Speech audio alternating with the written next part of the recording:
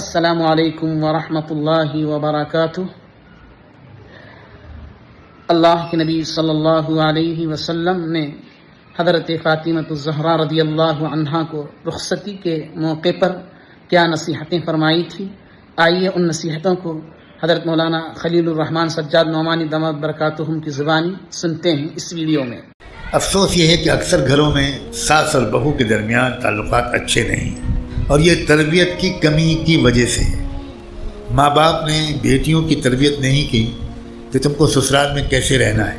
دنیا کے سب سے بڑے مربی جن سے شاندار تربیت کرنے والا نہ کوئی پیدا ہوا نہ ہوگا، جن کا نام نامی تھا سیدنا محمد الرسول اللہ۔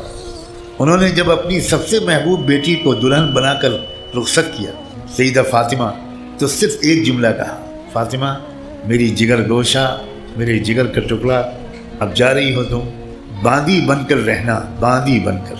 یہ ملکہ عالم ہے، جنت کی عورتوں کی سردار ہے، اور کیا کریں؟ خادمہ بن کر، اپنے حیثیت اور وجود کو بھول کر کہ میں کس کی بیٹی ہوں، ان سے بڑے باپ کی بیٹی دنیا میں کوئی ہوئی ہے؟ باندی بن کر رہنا۔ اور دوسرا جملہ فرمایا کہ اگر تم باندی بن کر رہو گی تو میں تم کو یقین دلاتا ہوں تم بہت جلد اپنی سسرال کی ملکہ بن جاؤ۔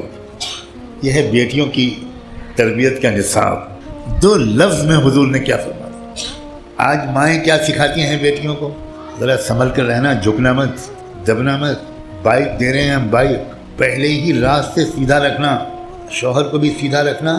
وہ جو بڑھیا ہے نا، صبح فجر بعد وہی چائے بنائے گی، تم سونا۔ جوان میاں بیوی رات میں جاگتے ہیں، دن میں سوتے ہیں، یہ بڑھیا اپنا تجربہ بتا رہی ہے، اپنی آپ بیتی کا خلاصہ۔ یہ تربیت ہو رہی ہے، آپ میں سے بہت سوں کے گھروں میں یہی تربیت ہو رہی ہے، اسی لیے ہر گھر میں مہابھارت ہو رہی ہے۔